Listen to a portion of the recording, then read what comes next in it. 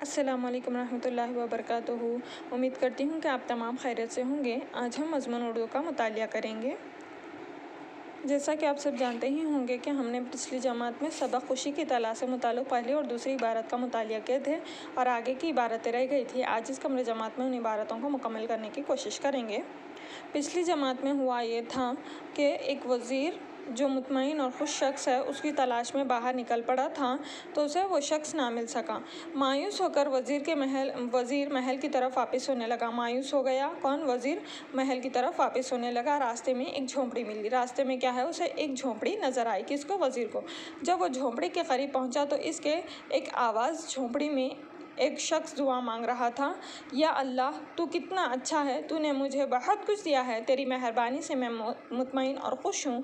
इस शख्स की दुआ सुनते ही वज़ीर वहीं पर रुक गया और सिपाहियों को हुक्म दिया कि झोपड़ी के अंदर जाओ और इस शख्स का कोट ले आओ। तो हुआ ये कि वज़ीर को जाते जाते एक झोंपड़ी मिली। झोंपड़ी में से एक आवाज़ सुनाई देने लगी कि एक शख्स दुआ मांग रहा था कि या अल्लाह मेरे पास मुझे सब कुछ दिया है, मैं तुझसे खुश और मुतमईन हूँ, तेरी रज़ा में मेरी रज़ा है। ये कहने लगा।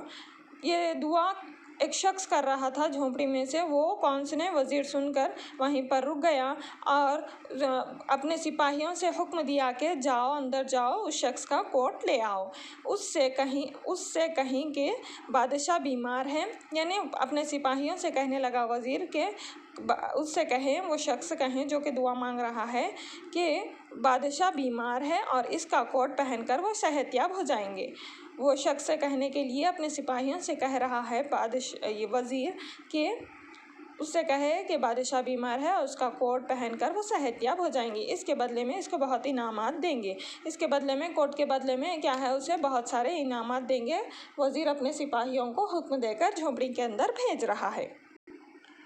सिपाही झोंपड़ी के अंदर गए। कुछ देर बाद बगैर कोट के वापस लौटे। सिपाही क्या है, झोंपड़ी के अंदर दाखिल हुए, जाकर देखे, बात किए उस शख्स से। उसके बाद क्या है, बगैर कोट के वापस लौटे। वज़ीर हैरत ज़दा होकर पूछने लगा।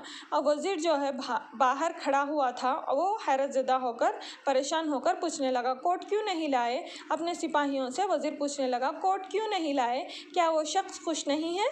ये जुमले वज़ीर के हैं। अपने सिपाहियों से पूछ रहा है कि कोट क्यों नहीं लाए, वो शख्स खुश नहीं है। सिपाहियों ने जवाब दिया। सिपाही वज़ीर को जवाब देने लगे, हुजूर वो शख्स खुश और मुतमईन है, मगर वो गरीब है, इसके पास कोट नहीं है।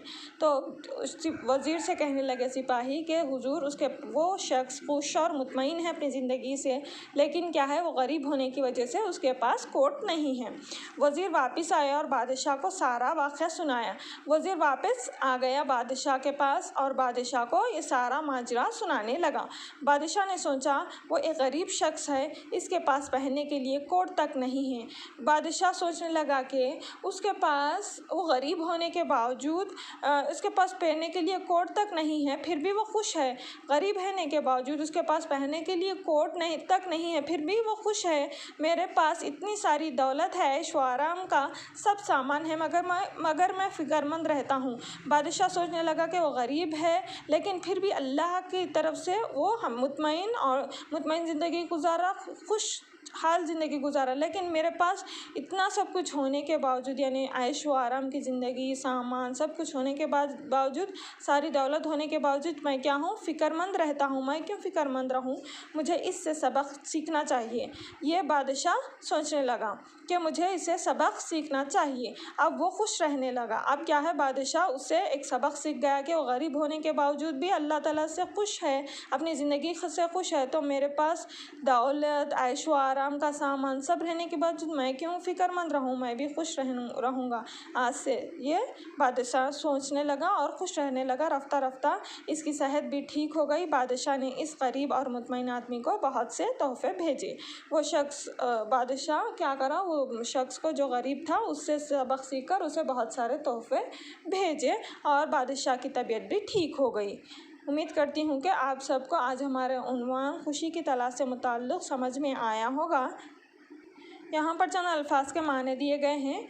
मर्ज़, आप सब मेरे साथ इन अल्फाज के मानों को दोहराइए। मर्ज़ यानी बीमारी, मुतमईन बेफ़िक्र, शोहरत इज़्ज़त, मैसर हासिल, दस्तियाब। मर्ज, बीमारी, मुतमईन, बेफिक्र, शोहरत, इज़्ज़त, मैसर, हासिल, दस्तयाब। इन अल्फाज मानों को जिस तरीक़े से हमने अभी अभी पढ़ा उस तरीक़े से पढ़ते हुए एक मरतबा बग़ैर किसी गलती के लिखिए। जज़ाकल्लाहु खैर।